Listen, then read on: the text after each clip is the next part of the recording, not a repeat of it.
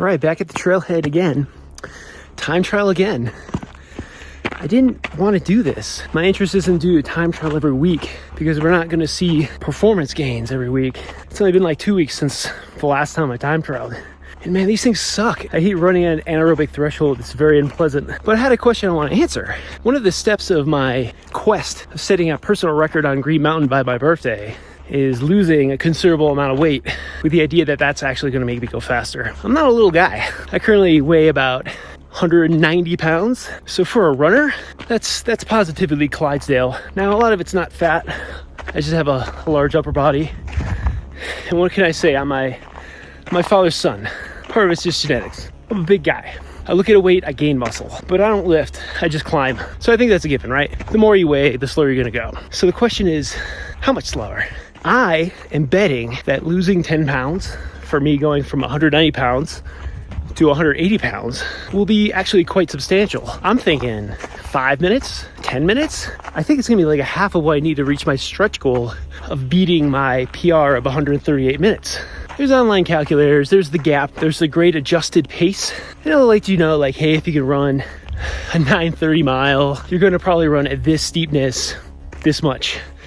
And you know what? I've used them, and I'm sure you've had the same experience. They are so wrong. They're so off. They are so inaccurate. So I don't use them. It doesn't work. Why use it?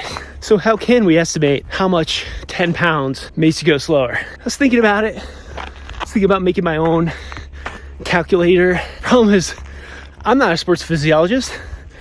I don't know math. So what I thought was better be do another anaerobic heart rate test, threshold test, right? Add 10 pounds to my pack. And that'll give us a good idea of how much slower adding 10 pounds is, since I know how fast I am now, compare the two times. And then just think, like, how much slower I go is probably similar to how much faster I go once I lose 10 pounds from my body weight. Mama didn't raise no fool, so that's what we're gonna do. I'm not looking forward to this. I've been putting this off for a couple days. Conditions are awesome. Did snow, but the trail itself is gonna be nice and packed down, actually kind of fast. Hasn't really heated up, so it's not slushy. And the trail actually might be a little faster than normal. All the little bumps have been filled in with snow. And of course, I've got the right shoes. They have carbide metal tips in them, so no big deal. So we're gonna go back to the trailhead, weigh in, at least the pack's gonna weigh in, and get going. All right, and I'll see you at the summit. See what the time is. 10.36.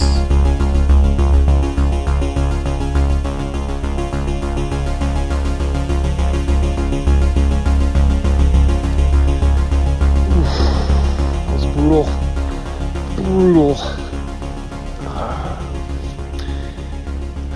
It was like 2 minutes in, I was like, I hate this. This sucks. Anything that was in downhill I couldn't run.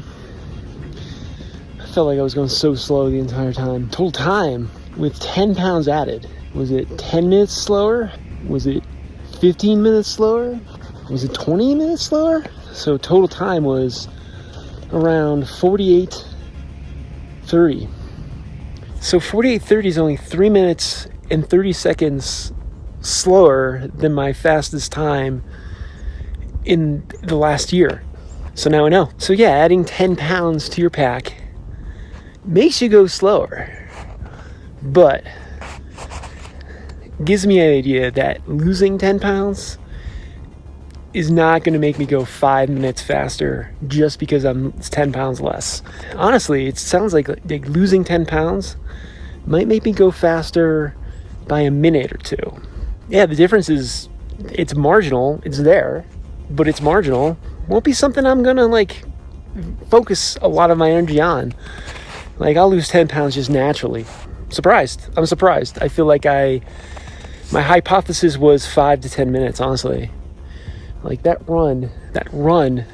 walk with purpose didn't feel great. It sucked. So this route's only 2 miles. If I was doing 26 miles, if I was doing a 50K and I had 10 more pounds on me, I think by mile 20, mile 25, you're really going to feel it.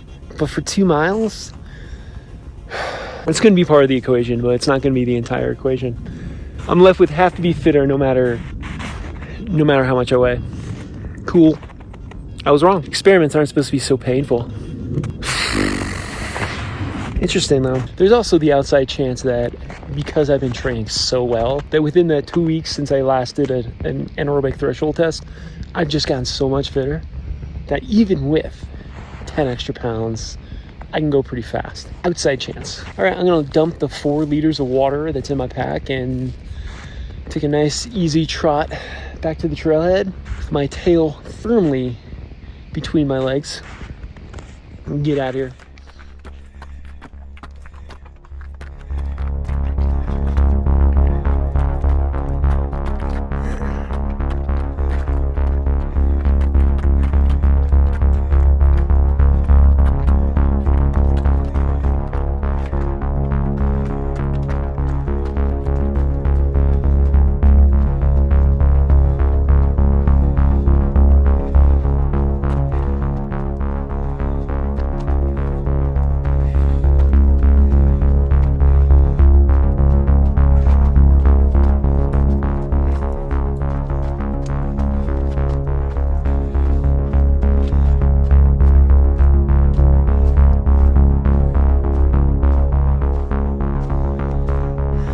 Hey, it's Justin. I'm back at home and I was going through the numbers a little bit closer and I need to make a correction. My time up was not 48:30, but rather 49:43, which is a difference of 4 minutes of 35 seconds slower with the 10 pounds added than my fastest time on Green Mountain like this year. So that's actually kind of substantial. That's almost as slow as I thought I was going to go. The low end, I thought 5 to 10 minutes slower. It was actually 4 minutes and 35 seconds slower.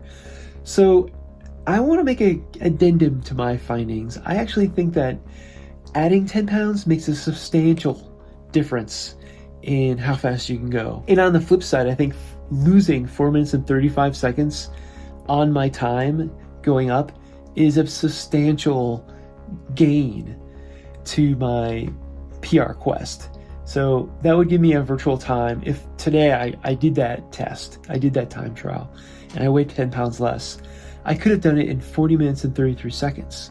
And that's only 2 minutes slower than my all-time PR, where I was much younger. And I'll tell you as a fact that I weighed way less than 10 pounds less than I do today. The reality is I still have over 10 minutes to better on my time up Green Mountain to reach my goal by April on my birthday. But it's fun to work with the numbers. So I would say that losing a little bit of weight, going from 190 to 180, so we're not going crazy on the weight loss, will make a big dent in getting to my goal. But the biggest impact is just going to be training for running.